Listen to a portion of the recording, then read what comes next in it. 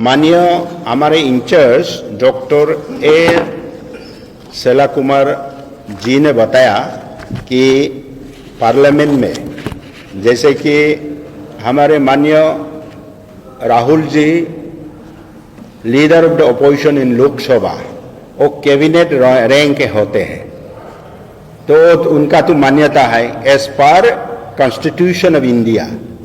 लेकिन एक honourable high court जज ने टिप्पणी की गई, सॉरी ऑनरेबल सुप्रीम कोर्ट जज ने टिप्पणी की गई है, दीपंकर दत्ता जजेस का, ऑनरेबल जजेस का नाम है दीपंकर दत्ता।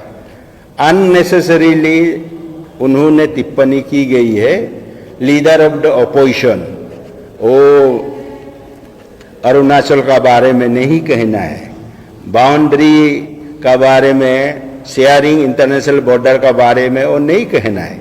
अरे संविधान में लिखा हुआ है लीडर ऑफ द अपोजिशन उनका परिवार का नहीं है, ये देश का प्रॉपर्टी है। इंडिजिनस पीपुल और यहाँ का डाउन ट्रेडन लोगों का मासेस का आवाज उठाना है, इसीलिए वो उस पद पे है, उसमें लिखा हुआ है। तो वो नहीं जान के ऐसे टिप्पणी करना गलत है। जो भी आवाज माननीय राहुल जी पार्लियामेंट के भीतर उठाते हैं वो बहुत सही है।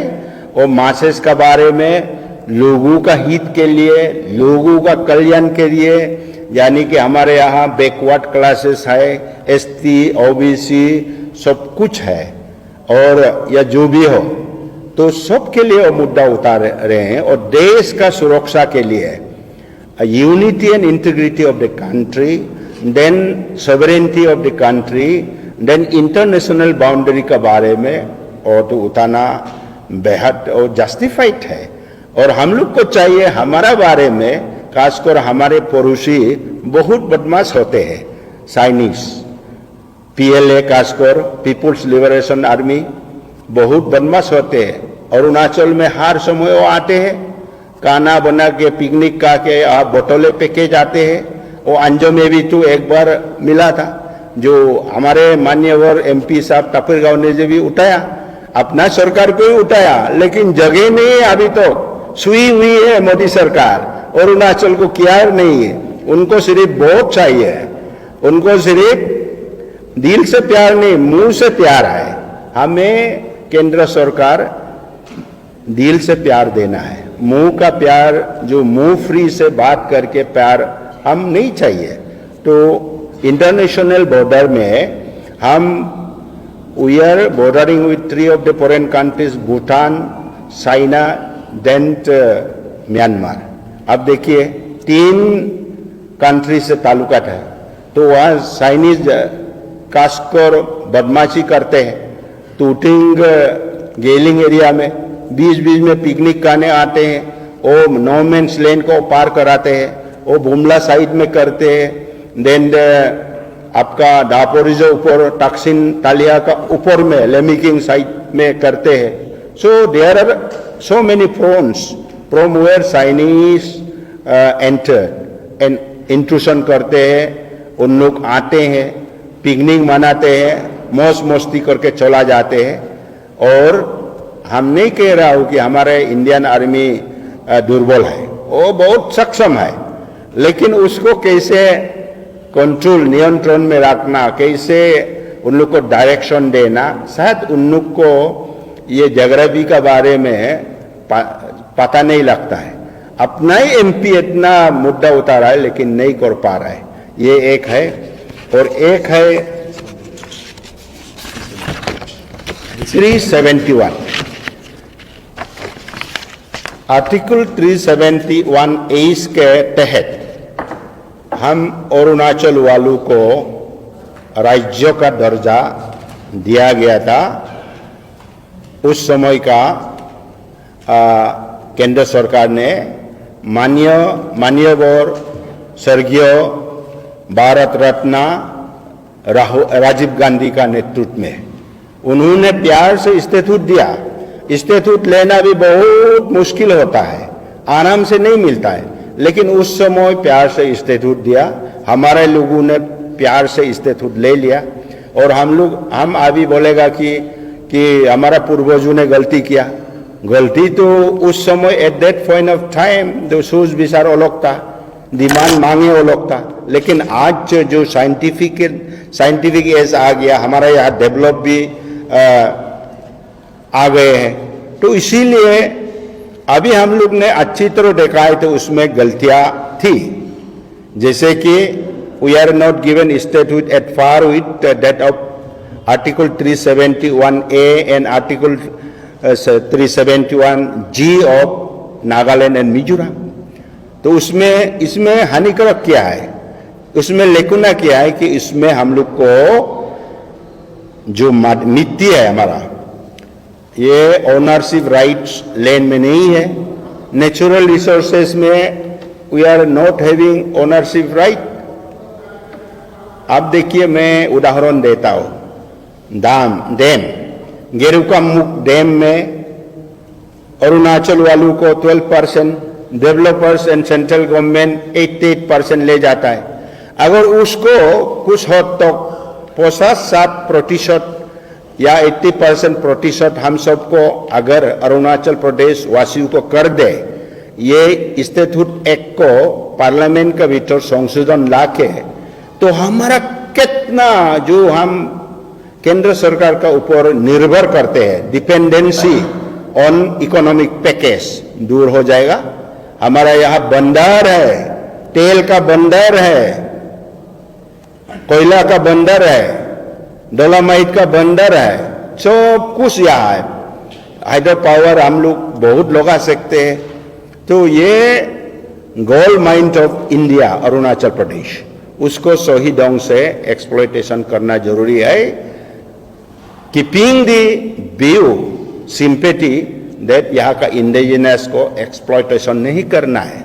तो इसमें अगर हम लोग को जो परसेंटेज 12 मिल रहा है ना, उसको ज्यादा कर दे तो अरुणाचल में आप सबको बताना चाहूंगा, there will be not even a single educated unemployment problems in Arunachal प्रदेश।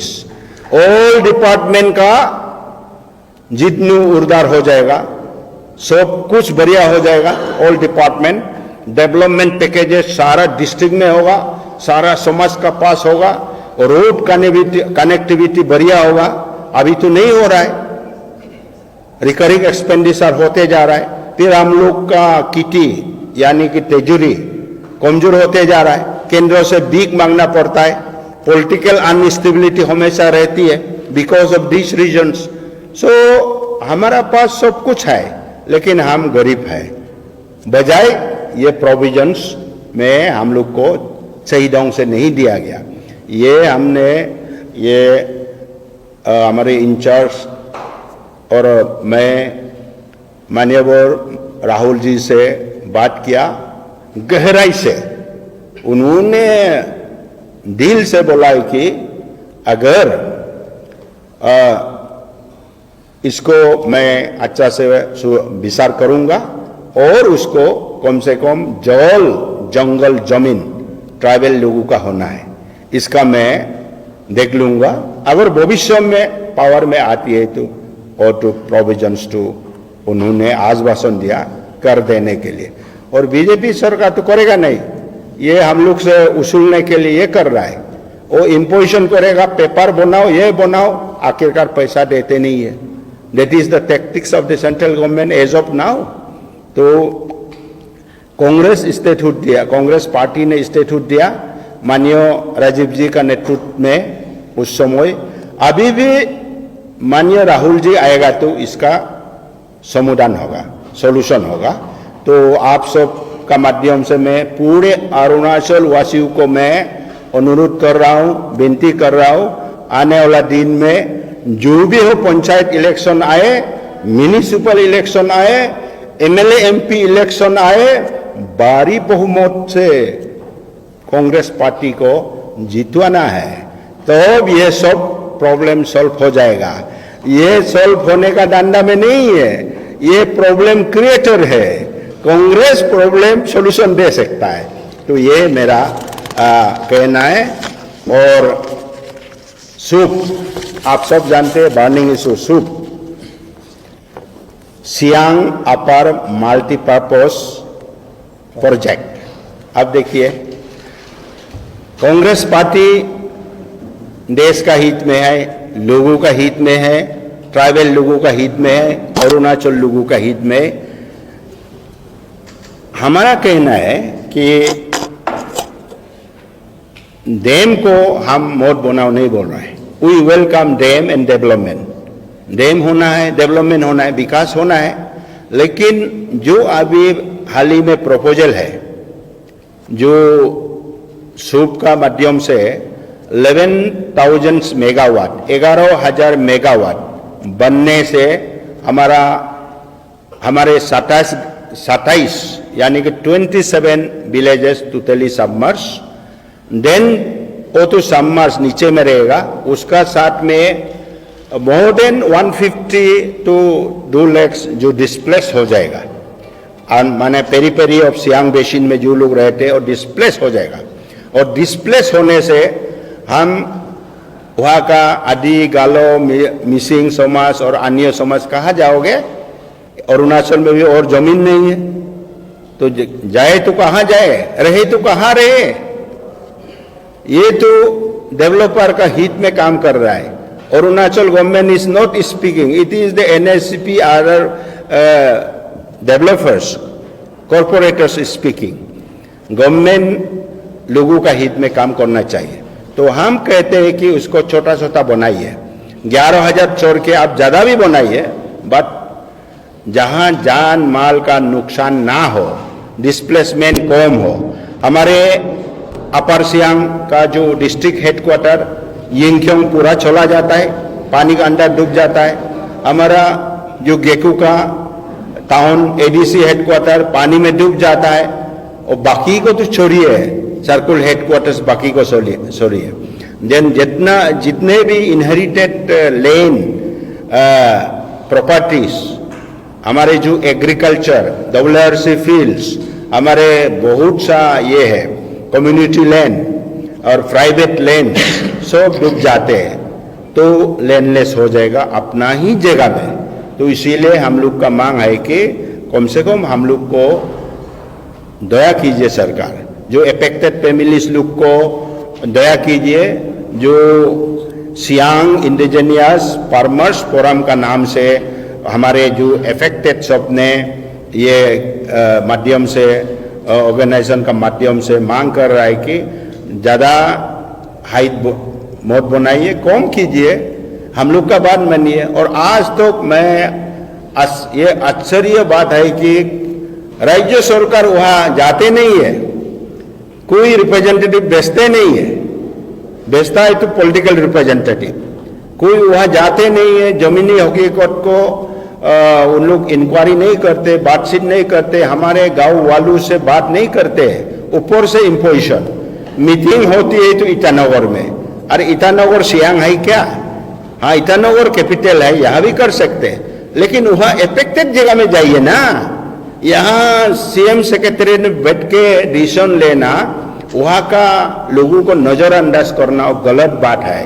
हमारे लोग अभी वहाँ तकलीफ से बैठ रहे, अभी सेंट्रल पोस्ट लगाए गए, वहाँ नींद हराम हो गया, लोगों को इधर उधर जाने के लिए उन्होंने रोकथाम कर दिए गए, एक गांव से दूसरे गांव जाना मुश्किल हो रहा है। तो ये सरकार मैं नहीं समझता हूँ, ये वेलफेयर सरकार है ना डिक्टेटोरियल सरकार है।